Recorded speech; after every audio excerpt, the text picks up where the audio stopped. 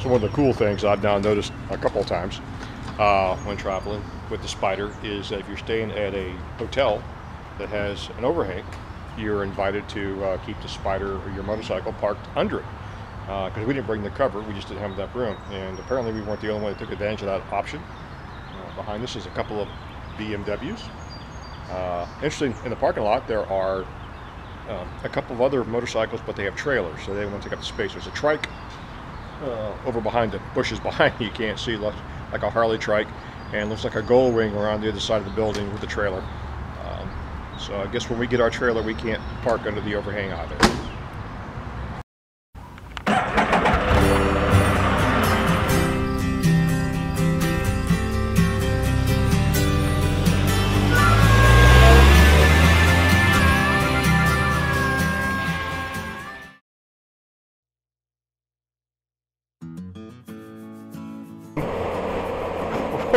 On Interstate 81 and a tractor and trailer. We're in an area that does this a lot, so tractor trailer speeds up, slows down. We get in behind it and let him accelerate downhill, and he's maybe 200 feet in front of us, and there was a loud explosion. It's enough to, like, holy crap, what was that? Like a shotgun firing. And instantaneously I realized that one of his tires, his back tire, furthest back on the right hand side, exploded, and it was throwing shrapnel. The mudguard came off the truck, the tires and I'm weaving, trying to dodge large chunks of tire because it's not good to hit that because it can do physical damage to the structure of the Spyder, not to mention my own tires. So we're doing like 65 miles an hour. So hope that's all the excitement I get today. We're now in a part of the state, I think, I'm probably going to get my geology wrong because I can't check Google, the Cumberland Plateau. If you were to go to Google Earth and around the Roanoke area, just south of Roanoke, and turn the camera for Google Earth instead of looking straight down when you look at an angle, and you will see the state of Virginia is relatively flat, and then there is a drastic increase for another, it goes up 1,000 feet and it's flat there. And that's where the Piedmont region of Virginia meets the Cumberland Plateau. You really can't tell when you're driving up, but I'm watching the altimeter on my GPS change from 1,200 feet to 2,100 feet in just a period of a few miles, and we're higher. Of course, when you go high, the temperature changes. We're now about 71, we were at 75. But, you know, the weather's not too bad. So, and the topography, nobody has a topography change. It's just pretty. A lot of open land, a lot of meadows, a lot of cattle out here in this part of the state.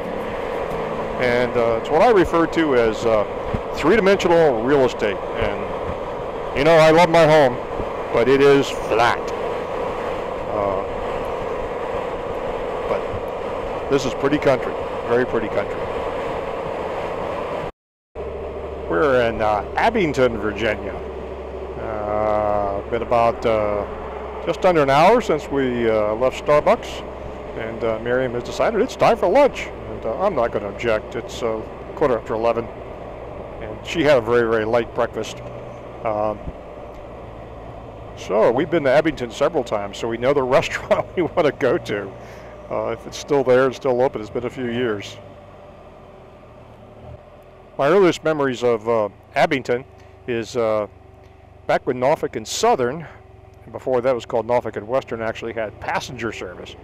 My mom would come to the mountains well before we had two cars in our family. We would take the train, and this was the jump-off point.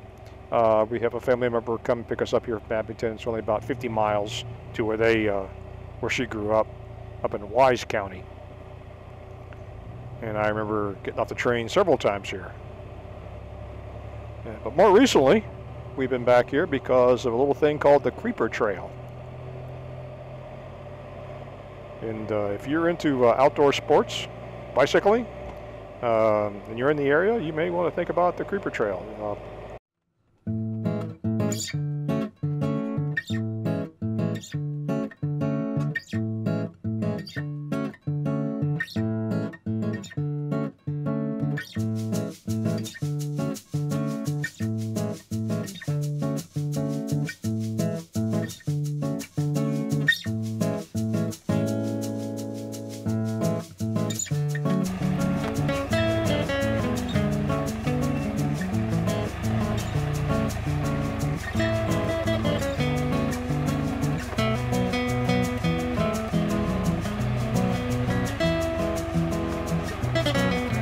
Yeah.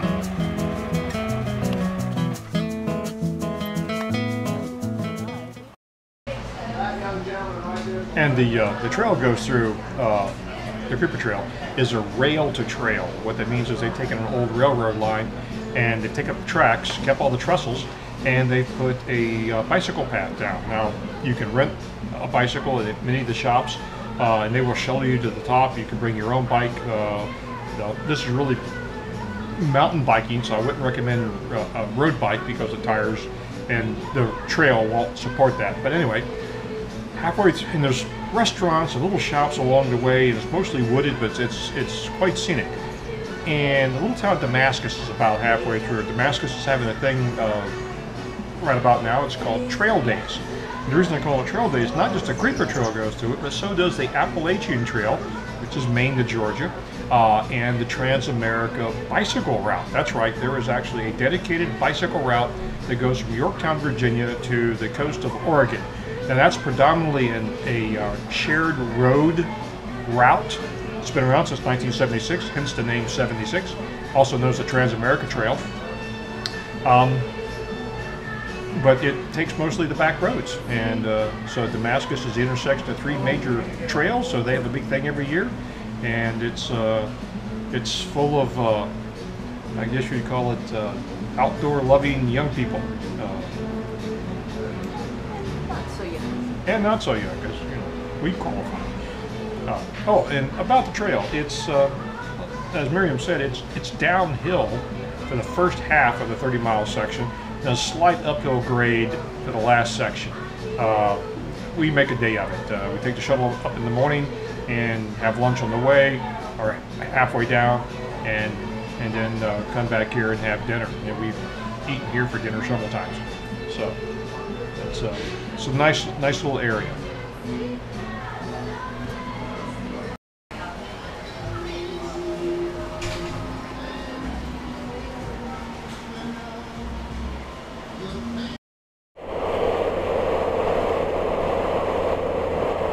And we're here. We are in, I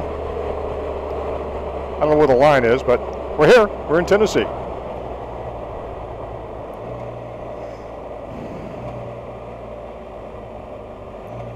Cars.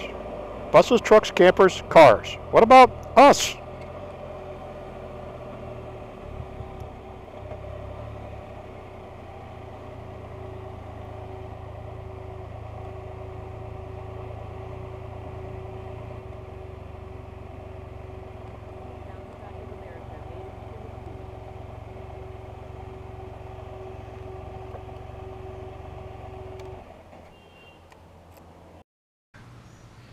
Hey guys, we made it to our Airbnb in Knoxville, and it's a nice little place. It's out in the country. A little tired today. The weather was great, so we didn't shoot that much on the road because it was just basic interstate and sunshine. So nothing really remarkable. We got a few scenes. I am convinced that the person who wrote the software for the Garmin GPS for the Spyder is a madman, or perhaps even a mad woman. The GPS, since we're unfamiliar with the area, decided to take us off the road 20 miles back and take us through winding little subdivision mountain roads, which took us much longer. Once we got here, we realized we could have stayed on the 4-lane until about 5, maybe 3 minutes before we would actually arrive. So that's really annoying, but at least now we know the lay of the land, so we won't make that mistake again. We're getting ready to go out to dinner. Knoxville is a renovated urban environment. We watched some other folks that we follow on YouTube who visited here recently, so we're going to visit some of the places they recommended. We're going to take Uber because we're tired. It's temperature was in the 80s with all the back roads and all the traffic lights. A little tired, a little dehydrated, and I want a cold beverage, and there's a lot of road construction. I don't want to be handling this Spyder in unfamiliar territory with all the road construction and three-dimensional real estate after I've had a beer or two. So that way we can relax and not have to worry about that. Let somebody else do the driving. So that's about it so far. Now we're going to go to dinner and have a cold drink and a nice meal.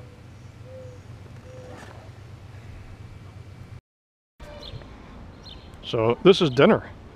The Black Horse Pub and Brewery. It's great. That should take the kinks out of some saddle sores from riding all day. I didn't know that my rear end could feel so uncomfortable from that many hours in the saddle. That's not the longest trip we've done, but that was a lot. Okay, you may now have a taste of my beer. I should have got something you didn't like. That way you wouldn't be wanting to drink so much of my beer. Is it good? Nice. It's an IPA, and they make it here. Dark.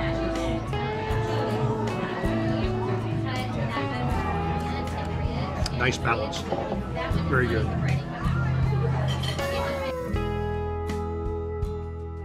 So after we posed with the selfie in front of the brewery after dinner, we retired to our accommodations for a good night's sleep. We appreciate you guys watching. Feel free to leave a comment, and please don't forget to subscribe. Y'all take care.